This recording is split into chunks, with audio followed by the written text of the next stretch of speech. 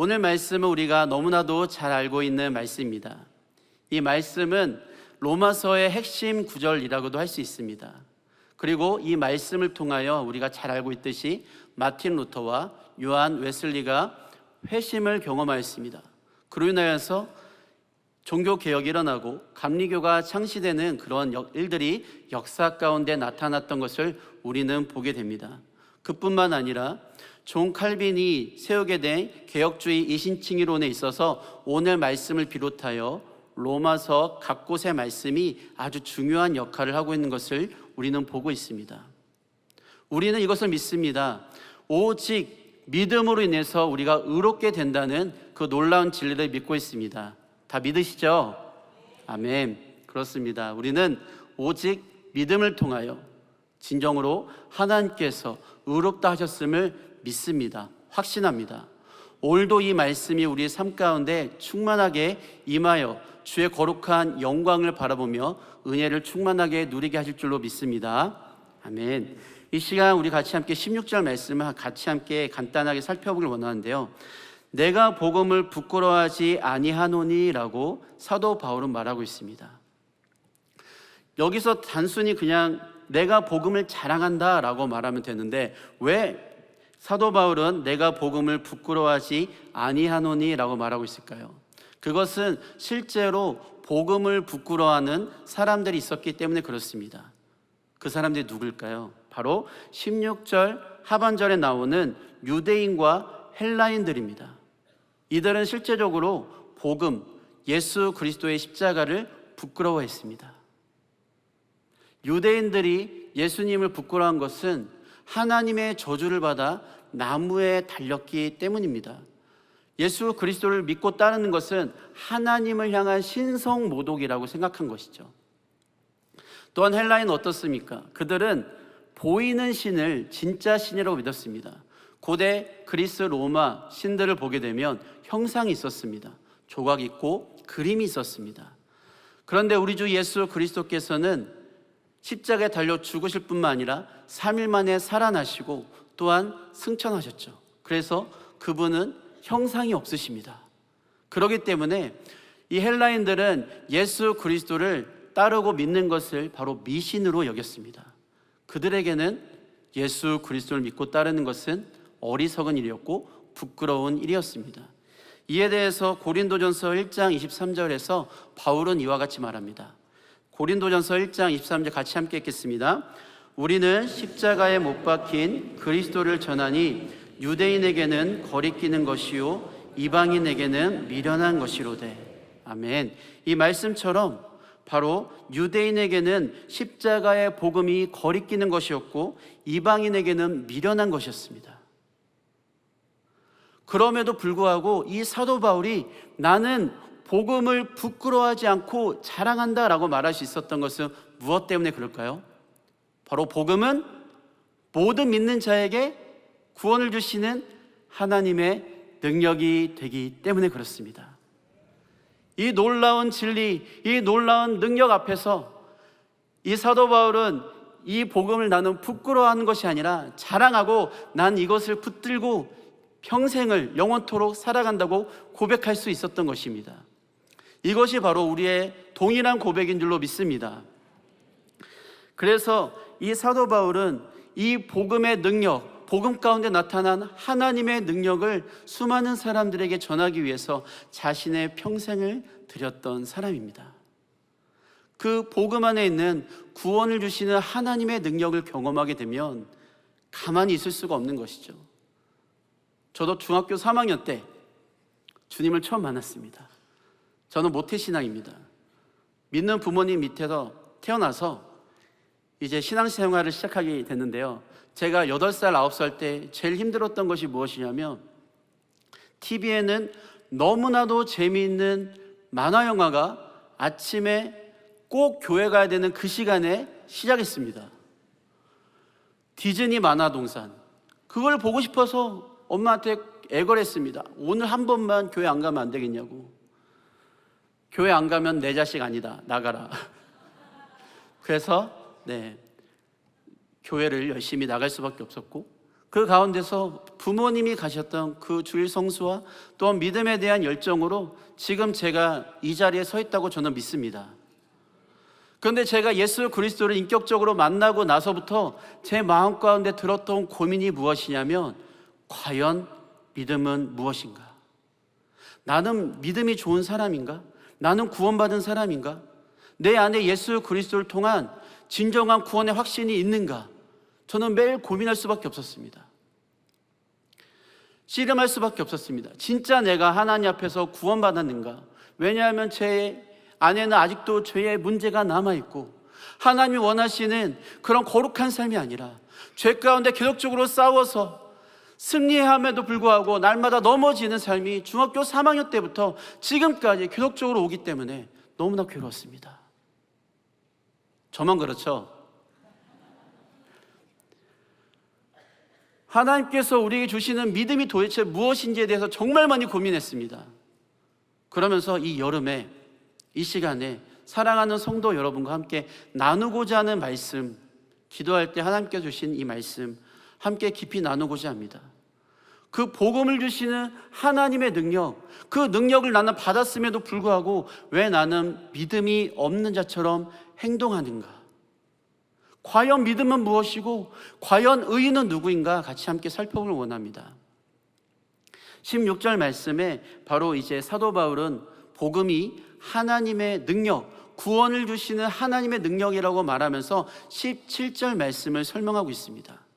이 17절 말씀은 바로 16절 말씀의 근거 구절이 됩니다. 왜냐하면 오늘 우리가 읽었던 이 개역개정에는 나오지 않지만 헬라어 원문에는 무엇이 등장하냐면 왜냐하면이라는 단어가 등장합니다. 복음은 구원을 주시는 하나님의 능력이 됨이라. 왜냐하면 복음에는 하나님의 의가 나타나서 믿음으로 믿음에 이르게 한다라고 말하고 있는 것이죠. 그래서 복음이 모든 믿는 자에게 구원을 주시는 하나님의 능력이 된다라는 그 말씀을 온전히 이해하기 위해서는 그 근거 구절인 17절 말씀을 이해할 필요가 있습니다. 이 17절 말씀을 이해하기 위해서는 우리가 두 가지 중요한 핵심 구절을 집중해야 되는데, 첫 번째는 하나님의 의입니다. 하나님의 의. 여기에 대해서 보통 신학자들은 세 가지 견해를 가지고 설명합니다.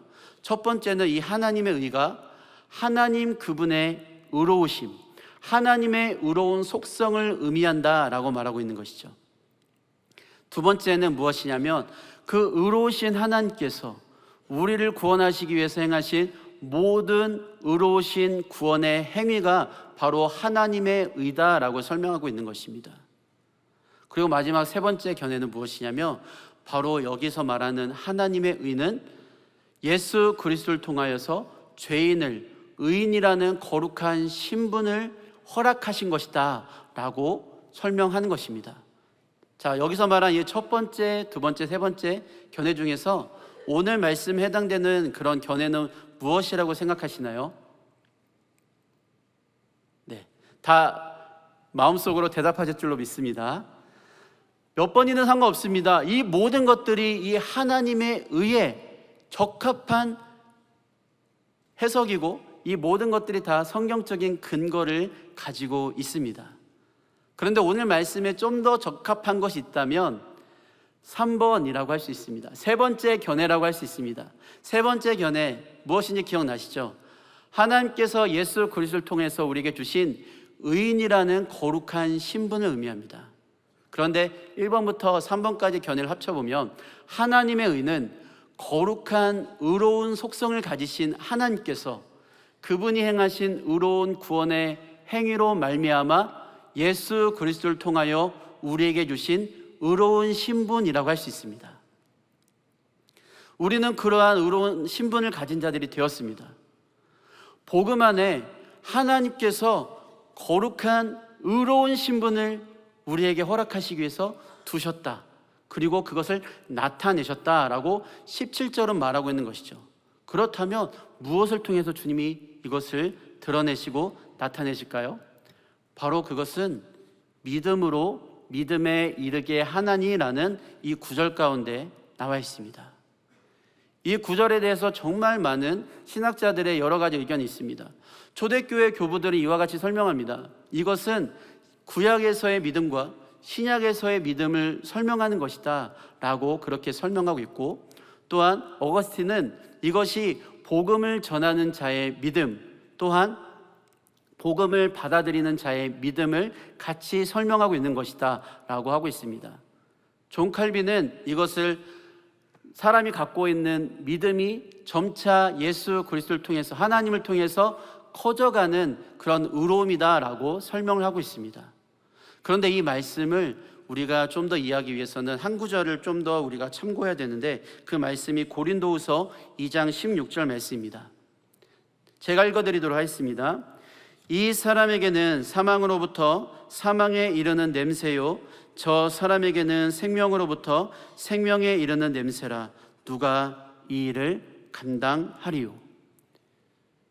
사도 바울은 믿는 자들이 바로 그리스도의 향기다라고 말하면서 이 구절을 말합니다. 그러면서 이 구절에서 무엇이 말하냐면, 이 그리스도의 거룩한 향기가 어떤 사람에게는 사망으로부터 사망에 이르는 냄새, 그리고 또 다른 사람에게는 생명으로부터 생명에 이르는 냄새라고 말하고 있습니다. 이 그리스도의 향기를 설명하면서 사망을 강조하기 위해서 사망으로부터 사망에 이르는 냄새, 또한 생명을 강조하기 위해서 생명으로부터 생명에 이르는 냄새라고 말하고 있는 것이죠. 이 말씀을 따라서 이해한다면 믿음으로부터 믿음에 이른다라는 것은 무엇을 의미하냐면 오직 믿음을 통하여, 오직 믿음을 통하여. 그렇다면 17절 말씀을 다시금 설명한다면, 다시금 우리가 해석한다면 어떻게 할 수 있을까요? 복음 안에는 하나님의 의, 하나님의 거룩한 속성으로 말미암아 그분이 행하신 의로운 구원의 행위를 통해서 우리에게 주어진 거룩한 신분, 이 신분이 어떻게 나타나냐면 바로 믿음을 통하여 나타난다라고 우리 해석할 수 있는 것이죠. 또한 여기서 나타난다는 것은 계시를 말합니다. 즉 하나님의 의로우심이, 우리를 거룩한 의인이 되게 하신 하나님의 거룩한 능력이 어디에 있냐면 복음 안에 있는데, 이것이 어떻게 드러났냐, 어떻게 계시되느냐, 바로 믿음을 통하여 나타난다는 것입니다. 하나님께서 복음 안에 있는 하나님의 의로운, 우리를 향한 거룩한 신분을 드러내시는데, 계시하시는데, 그 계시하시는 것은 바로 오직 믿음을 통하여 주님이 행하신다는 것입니다. 그렇기 때문에 이 믿음이라는 것이 얼마나 중요합니까? 근데 여기서 아까 전에 제가 말씀드린 문제가 하나 있습니다. 우리에게 하나님이 찾으시는 온전한 믿음이 있을까요? 많은 청소년들과 청년들과 상담하게 되면 여기에 대해서 무조건 아니라고 고개를 흔듭니다. 제가 처음 사역을 시작했을 때에 중고등부를 담당했습니다. 광명에 있는 한 교회에서 제가 중고등부를 이제 맡아서 사역을 시작하게 됐는데요. 저는 제가 전도사로 처음 사역을 시작할 때에 제가 단에 서서 말씀을 선포하면 아이들이 다 뒤집어질 줄 알았습니다. 떼굴떼굴 구르면서 아이들이 통에 자복하며 눈물 흘리며 하나님, 제가 죄인입니다, 내가 예수님만으로 살겠습니다, 그런 놀라운 역사가 일어나게 될 줄로 믿었습니다. 그런데 제가 처음 전도사로 부임하고 나아갔을 때, 복음을 전했을 때 어떤 놀라운 역사가 일어났을까요? 대부분의 아이들이 다 잠에 들었습니다. 그걸 보면서 제가 어떤 마음이 들었냐면 제 안에다가 항상 사직서를 놓고 다녔습니다. 하나님, 저는 아무래도 이 일이 아닌가 봐요. 그럴 때에 어떤 한 친구가 저와 면담을 하게 됐는데, 상담을 하게 됐는데, 전도사님, 그때는 전도사였으니까요, 전도사님, 저에게는 믿음이 없는 것 같아요. 전도사님, 저는 믿음이 없어요. 왜 그렇게 생각하니? 저는 하나님 말씀대로 살아가지 못하고요, 이런 저런 죄들 다 짓고 있거든요. 그래서 제가 한마디 했습니다. 나도 너랑 똑같았어. 그런데 너에게는 믿음이 있어. 너 예수님 믿지? 너 예수님이 너의 구원자임을 고백하지? 네. 그럼 너 믿음 있는 거야. 믿음이 무엇이라 생각하십니까? 하나님께서 우리에게 주시는 믿음이 무엇이라 생각하십니까? 내 안에 있는 능력, 힘, 파워, 그렇게 생각하십니까? 주님은 그렇게 말씀하고 있지 않다는 것이죠. 여기에 대해서 우리가 이해하기 위해서는 첫 번째, 우선적으로 이 믿음은 나에게서부터 시작되는 것이 아니라 바로 하나님에게서부터 시작되는 것임을 우리는 믿고 고백해야만 하는 것입니다. 에베소서 2장 8절과 9절 함께 보도록 하겠습니다. 우리 같이 한 목소리 읽도록 하겠습니다. 시작. 너희는 그 은혜에 의하여 믿음으로 말미암아 구원을 받았으니 이것은 너희에게서 난 것이 아니요 하나님의 선물이라. 행위에서 난 것이 아니니 이는 누구든지 자랑하지 못하게 함이라. 아멘. 저는 이 말씀이 너무 좋습니다. 왜냐하면 바로 하나님께서 우리에게 주시는 은혜, 믿음, 구원이 나에게서부터 시작되는 것이 아니라 바로 하나님께서 나에게 주신 선물이라는 것을 이 말씀이 말하고 있기 때문에 그렇죠. 여기서부터 자유함이 일어나게 됩니다. 하나님께서 우리에게 은혜를 주시고 믿음을 주시고 구원을 주셔야 하나님의 거룩한 역사가 우리 가운데 일어나기 시작하는 것입니다. 그런데 우리는 이것을 반대로 생각하죠. 하나님이 아무리 우리를 구원하셨다 할지라도 내 안에서 구원에 합당한 일들이 일어나야 되고, 또한 믿음을 향한 어떤 거룩한 노력이 일어나야 되고, 은혜를 누리기 위해서는 우리가 무언가를 해야 된다고 생각합니다. 하지만 주님은 그렇게 말씀하고 있지 않으십니다. 왜 하나님께서 이 은혜와 믿음, 구원을 우리에게 주실까요? 우리 안에 없기 때문에 그렇습니다. 하나님께서는 이것을 우리에게 주시고자 예수 그리스도를 이 땅 가운데 성육신 사람으로 보내시고 십자가에 달려 죽게 하시고 또한 3일 만에 부활케 하시며 또한 승천하심으로 지금도 하나님 보좌 우편에서 우리를 위하여 중보하며 나아가시도록 주님이 인도하십니다. 이것이 우리에게 소망이 되고 능력이 되는 것입니다. 이 믿음은 바로 우리에게부터 시작되는 것이 아니라 하나님의 것이고 하나님의 주권과 그분의 소유에 의한 것입니다. 이것을 고백하며 나아갈 때에 우리 안에 진정한 평안과 자유함이 있는 것이죠. 그렇기 때문에 하나님께서는 이 믿음을 먼저 우리로 하여금 하나님의 것으로 인정하게 하십니다. 또한 더불어서 우리는 어떻게 고백해야 할까요? 바로 하나님께서 허락해 주신 이 놀라운 믿음이 바로 우리를 위해서 준비되어 있다는 것입니다. 요한복음 1장 12절에서 13절 말씀 함께 읽도록 하겠습니다. 같이 읽겠습니다. 영접하는 자 곧 그 이름을 믿는 자들에게는 하나님의 자녀가 되는 권세를 주셨으니 이는 혈통으로나 육정으로나 사람의 뜻으로 나지 아니하고 오직 하나님께로부터 난 자들이니라. 아멘. 이 말씀에서 무엇을 말하냐면 영접하는 자 곧 그 이름을 믿는 자들에게는 하나님의 자녀가 되는 권세를 주셨다고 말하고 있습니다. 영접한다는 것은 예수 그리스도를 우리 마음에 영접한다는 것이고, 그 이름을 믿는다는 것은 예수 그리스도께서 이루신 십자가 구원의 능력, 그 이름의 권세를 온전히 받아들인다는 것입니다. 그래서 우리가 믿는다는 것은 무엇이냐며, 믿는다는 그런 행위는 바로 하나님의 자녀가 되었기 때문에 하나님의 자녀로서 응당 마땅히 행해야 될 것, 하나님 앞에 드려야 될 것이 바로 믿음인 것이죠. 그 이름을 믿는다는 것은 단지 지적인 동의를 의미하는 것이 아닙니다. 머릿속으로 아는 것을 의미하는 것이 아닙니다. 그분이 얼마나 놀라우신 분이신지를 우리가 믿고 따르면서 그분을 전적으로 신뢰하고 의지하는 것, 이것이 바로 믿는다는 것입니다.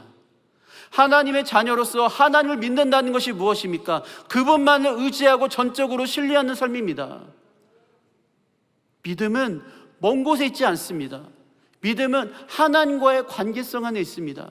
하나님의 자녀라면 아버지를 바라봐야 되고요, 아버지를 바라보게 되면 그분을 향한 전적인 신뢰와 의지가 흘러나오게 됩니다.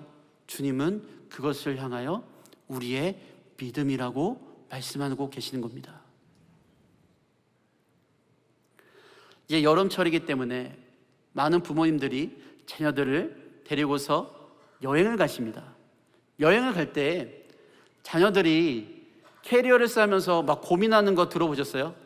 이번에 여행 가는데 돈이 얼마 들 것 같은데 걱정이네, 이런 얘기 들어보셨어요? 가서 뭐 먹지? 어디서 자지? 이런 얘기 들어보셨어요? 어린아이는 어떻게 하냐면 룰루랄라 신나가지고 자기 장난감만 잔뜩 싸는 겁니다.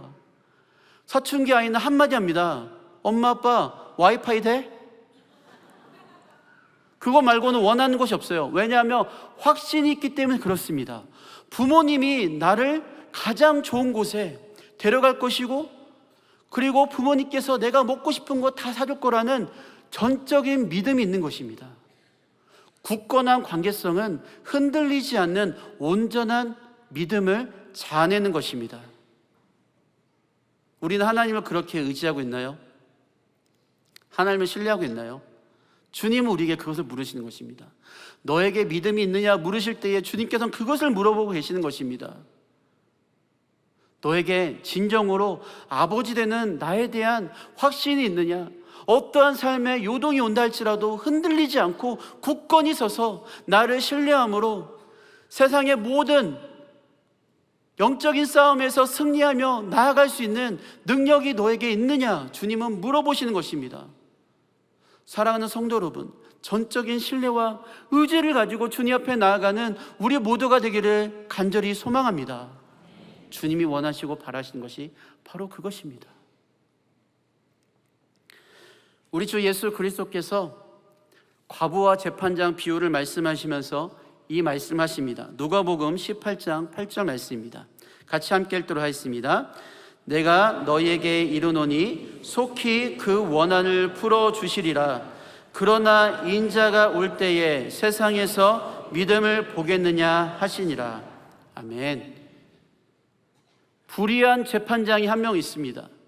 그 누구의 말도 들어주지 않습니다. 악독합니다. 항상 판결을 굽게 합니다. 자신이 원하는 대로, 자신의 지인들이 편한 대로 그렇게 판결하는 악한, 불의한 재판장이 있습니다. 그런데 이 재판장이 한 과부가 매일 찾아와서 매일 원하고 바라기 때문에 너무나도 귀찮고 힘들고 어렵기 때문에 그 과부의 청을 들어줍니다. 여기서 말하는 것이 무엇입니까?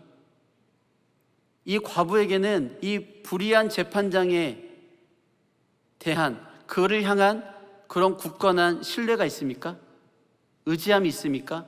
너무나 선한 재판장이 내가 간구하면 반드시 들어줄 것이다 라는 그런 마음이 있습니까? 없어요. 없음에도 불구하고 계속적으로 진정으로 자신의 이 돌파할 것은 이 재판장밖에 없다는 그런 간절한 신뢰와 의지함으로 그를 찾아갔을 때에 그 재판장도, 불의한 재판장도 그 과부의 청을 들어줍니다. 하물며 우리가 신뢰에 맞이하는 우리의 유일하신 하나님 아버지께 나아갈 때에 그분이 우리의 기도에 귀를 닫으시고 듣지 않으시며 눈을 가리시겠습니까? 절대 그렇지 않다는 것입니다. 우리가 기도할 때에 낙심하지 말고 끝까지 주님 앞에 기도하며 나아갈 것은 그분이 우리의 기도에 신실하게 응답해 주시는 신뢰할 만한 유일한 분이시김을 말하고 있기 때문에 그렇습니다. 그래서 주님 말씀하십니다. 인자가 올 때에 세상에서 믿음을 보겠느냐? 이것은 세상 끝날 되면 힘들고 어려운 고난 때문에 수많은 사람들의 믿음이 떠나가고 마음이 떠나가서 믿음을 못 보겠구나, 그런 한탄이 이한 것이 아니라 나는 믿음을 보길 원한다. 내 제자들아, 사랑하는 내 사람들아, 나에게 믿음을 보여다오. 굳건한 믿음, 흔들리지 않는 신뢰와 의지를 가지고 하나님 아버지께 나오는 그러한 신실한 사람들이 되렴 주님은 우리를 부르시고 계시는 것입니다. 그렇기 때문에 이 말씀 가운데 주님께서 우리에게 허락하시는 이 나의 믿음은 하나님의 자녀로서 우리 하나님 아버지를 향하여서 갖게 되는 온전한 신뢰와 의지인 것입니다. 그렇기 때문에 오늘 말씀에서 말하고자 하는 이 의인됨은 누구를 말합니까? 하나님의 자녀입니다. 하나님의 자녀로서 나는 하나님 믿음의 모든 것 내어드릴 만한 그런 선한 것이 없습니다. 하지만 주님께서 나에게 허락해 주셨기 때문에 지금 부족해도 나는 주님만 의지하며 신뢰하며 나아갑니다. 주여 나를 불쌍히 여겨 주옵소서. 그렇게 나아갈 때 주님께서는 우리 안에 시작하신 그 거룩한 믿음의 시작을 더욱더 창대하게 하시고 우리를 주의 거룩한 품에 안으시고 평생 주의 거룩한 뜻 가운데 살아가며 승리케 하실 줄로 믿습니다. 이것이 바로 오늘 말씀을 통해서 주님께서 우리에게 주고자 하시는 것입니다. 사랑하는 아들아, 사랑하는 딸아, 세상 가운데 넘어져서 쓰러져 있느냐? 다시 일어나렴. 다시 일어나서 내가 너에게 준 믿음으로, 신뢰와 의지함으로 이 아버지만을 바라보며 세상을 바라보지 말고 하나님만을 바라보며 믿음의 싸움을 싸우며 승리하는 하나님의 사람이 되기를 소망한다. 주님이 격려하시는 것입니다. 오늘 말씀의 마지막 구절이 있습니다. 오직 의인은 믿음으로 말미암아 살리라. 이 말씀을 통해서 우리가 어떻게 오늘 우리가 함께 나누었던 내용들을 다시금 돌아본다면 어떻게 바꿀 수 있을까요? 오직 하나님의 자녀는, 하나님의 사람은 하나님을 향한 온전한 신뢰와 의지함을 가지고 세상 가운데 승리하며 살리라. 그와 같이 주의 거룩한 말씀대로 진정으로 우리가 주님만을 의지합니다, 신뢰합니다, 믿습니다. 그러한 믿음의 고백으로 주님 앞에 나아갈 때에 하나님께서 우리를 의인, 예수 그리스도를 통하여 하나님의 자녀가 되게 한 거룩한 사람들로 다시금 세우셔서 주의 말씀대로 이 세상 가운데 승리케 하실 줄로 믿습니다. 믿음은 하나님께서 우리에게 허락하시는 것입니다. 사랑하는 성도 여러분, 믿음이 없다고 생각하십니까? 믿음이 연약하다고 생각하십니까? 주님은 있는 그대로 나오라고 하십니다. 믿음의 주요 온전케 하시는 우리 주 예수 그리스도를 바라본다면 진정으로 우리 삶 가운데 작은 겨자씨와 같은 믿음이 있다 할 때에 하나님께서 이 세상 가운데 우리를 통하여 상상도 할 수 없는 놀라운 역사를 이루실 줄로 믿습니다. 2033 50 비전이 2033 50 비전이 바로 주의 거룩한 이 믿음을 가지고 주님 앞에 담대히 나아가는 하나님의 사람들을 통하여서 이 땅 가운데 펼쳐지게 될 줄로 믿습니다. 하나님은 그러한 겨자씨와 같은 믿음을 보길 원하십니다. 왜냐하면 주님께서 그 거룩한 씨앗을 심으셨으니까요. 이제는 열매를 맺어야 될 때입니다. 주님이 말씀하십니다. 이제는 열매를 맺어야 될 때입니다. 순이 나고 우미 트고 싹이 피어서 꽃이 피고 열매를 맺어야 되는 그 때가 바로 지금입니다. 그렇기 때문에 내 자신을 바라보면서 주님, 나는 믿음이 없습니다. 나는 믿음이 연약합니다. 내가 믿음이 없는 것을 불쌍히 여겨 주옵소서. 그렇게 외치고 마는 것이 아니라 그 믿음 없는 자를 다시금 진토에서 일으켜 세우시며 우리를 온전케 해주시며 거룩한 능력으로 굳건히 세우시는 하나님 앞에 온전히 나아가는 사랑하는 우리 모두가 되기를 예수님의 이름으로 간절히 기도합니다. 아멘. 그와 같이 살아가기를, 우리 모두가 그와 같이 주님 앞에 나아가기를 예수님의 이름으로 간절히 소망합니다. 기도하겠습니다. 하나님 아버지, 우리에게 이 말씀을 통하여 다시금 하나님과의 관계성을 바라보며 하나님이 우리의 아버지, 우리의 모든 것 되심을 다시금 고백하며 나갈 수 있도록 허락하여 주심에 감사드립니다. 주님, 우리가 믿음을 우리 자신에게서 바라보고 살펴보는 것이 아니라 하나님 안에서 다시금 찾고 또 하나님과의 관계성 가운데 다시금 일어나서 믿음을 향한 주의 거룩한 부르심 가운데 하나님을 향한 온전한 신뢰와 의지함을 가지고 나아가는 우리 모두가 되게 하여 주시옵소서. 그리하여서 내 삶 가운데 다시금 믿음을 찾아 방황하며 나아가는 것이 아니라 하나님 앞에서 주님, 내가 주님만을 바라보고 의지하오니 세상과 나는 상관없고 구속하신 주님만 의지하며 나아가는 나의 모든 삶이 되게 하여 주시옵소서.